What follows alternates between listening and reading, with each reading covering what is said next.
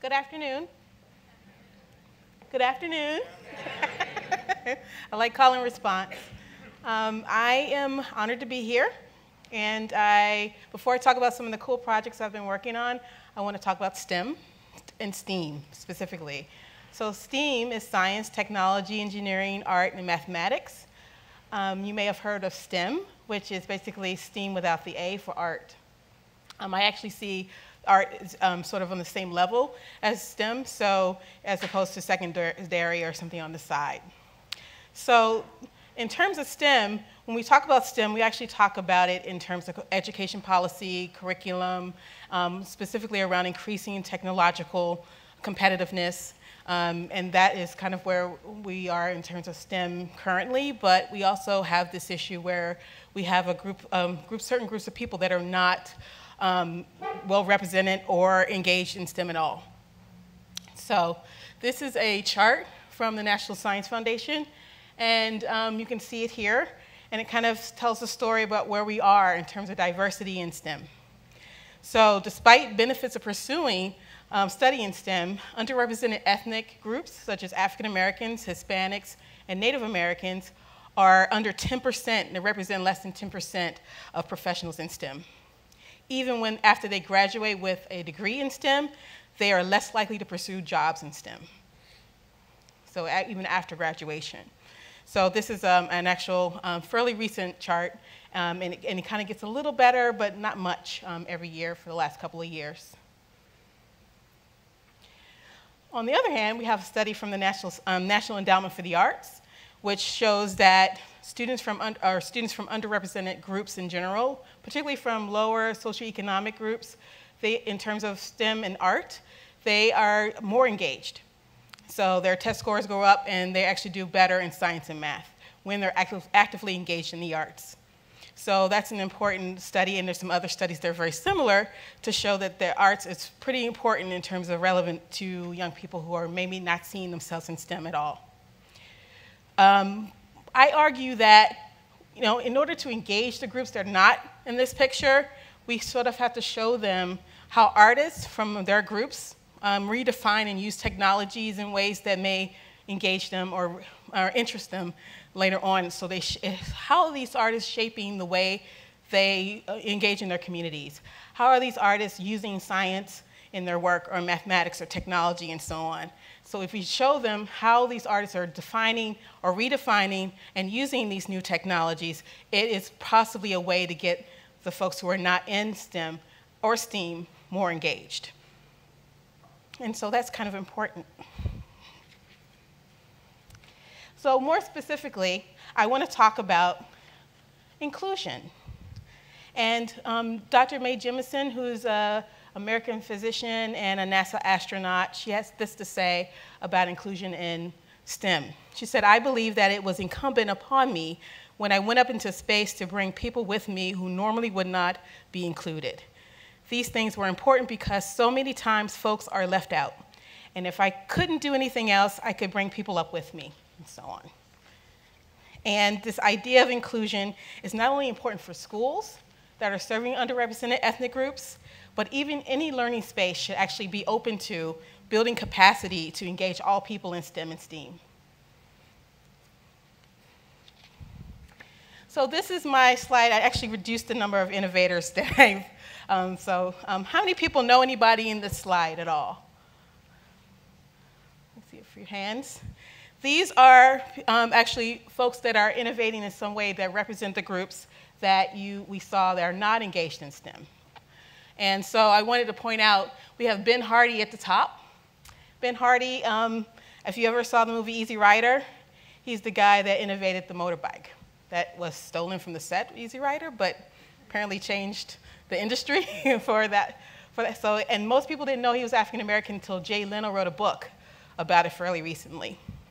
We also have, there's a film called Underwater Dreams about a group of Chicano students from, I think, Arizona that beat MIT in a robotics competition in 2006 from high school. In the middle is Vanessa Ramos Velasquez, who's a Brazilian artist who's based in Berlin, who oftentimes does a lot of work with technology and science, and someone I know who I've actually met in Istanbul. and we'll be doing something in New Mexico next fall.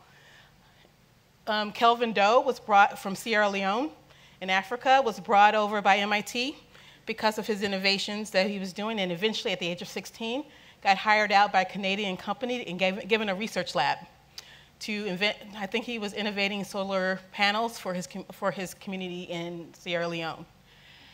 And Hank Shockley, which I'll talk a little bit more later, he is known as the Phil Spector of hip hop. He was inducted with Public Enemy in the Rock and Roll Hall of Fame a couple of years ago. This is him in a hackerspace in Minneapolis.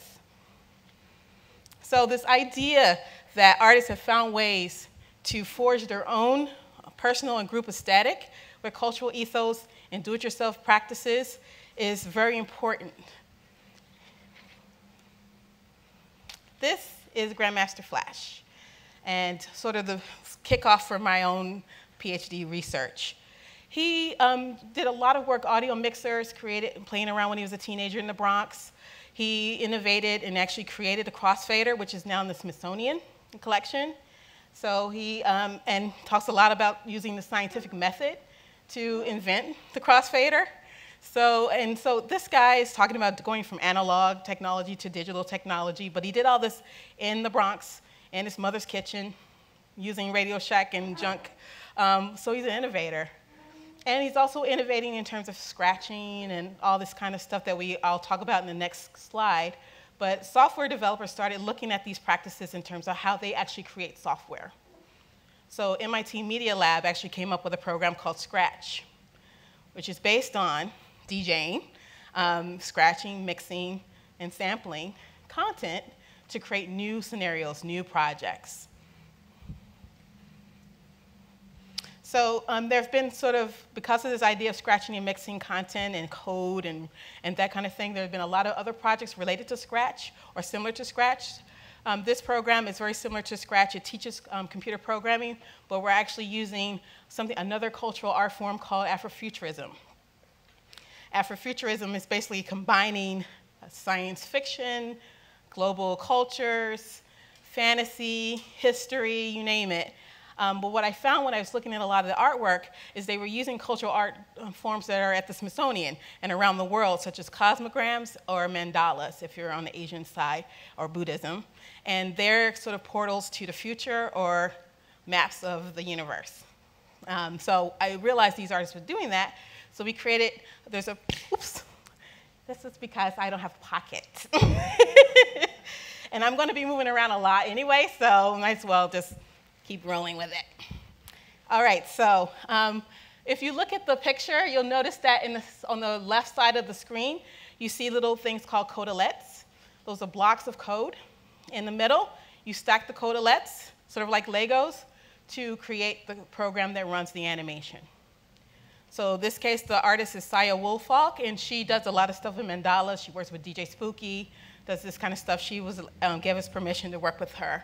And so you can actually use math and use computer programming to do translation, dilation, all these kind of math concepts, and using a program that's very similar to Scratch. The other thing I did is I created categories to describe the kinds of things that artists were doing when they used technology, and created this sort of taxonomy that you could use to assess learning. So this was actually a part of my study at Georgia Tech when I got my PhD. So cutting, scratching, stamping, diagramming, all this kind of things that could be applied to math and science were also based on culturally relevant practices. Okay, so this is one of the innovators, Hank Shockley, at Boston Arts Academy last week. It hasn't been a week yet. This is a freestyle rap cipher, again, circular, mandala, cosmogram. But what I want to talk about is what we're doing in the space. So this is the STEAM lab, and this is after the kids have started to work. But they're using software, they're kind of collaborating, they got all kinds of different equipment out, and they're sort of doing this collaborative audio project. But we also had an engineer and co-founder of a startup in the UK visit at the same time. So we started breaking out different things. So I want to talk about the kinds of materials that we use in the STEAM lab to engage the young people who are coming to Boston Arts Academy. This is a wooden board. And this wooden board has been laser etched. It's a mixer. It's from Hank's logo. It's an audio mixer. It has conductive paint on it. And so and it's now an instrument because of the paint. So I'm going to play it, if I can. Oops, I heard it for a minute. Just restart it. So the idea of making things digital interfaces, the students actually presented their design works to Hank so they could see how they were learning. So the idea that you could use any surface as an instrument, the kids were really into this idea of using microcomputers or small computers to make different surfaces interactive, whether it's skin or wood and we've also been working with the company to do video projection. So each button would do something with animation or video. So this idea of tinkering with things that artists already use, such as paint, fiber, or thread, but in a way that allows them to learn coding and learn math and science concepts is something that is important in the STEAM lab at Boston Arts Academy. So one of the things, I guess, let me, it's very responsive. So let me sort of wrap up and say what I really think is important for you in terms of idea is inclusion is not only important for schools, it's important for any space. But what's really important is the idea that you're including people who are already engaged. They just may not be a part of the conversation, but they're out there. One way to do that is by sort of reaching out, like to Hank Shockley or to even the UK company that makes this paint and so on, and bringing these folks together to see what kinds of things you can come up with in terms of tinkering and experimenting, mixing and sampling. So this is really this idea of bringing those folks who are not in STEM into STEAM. And that's basically what I came to say today. Thank you.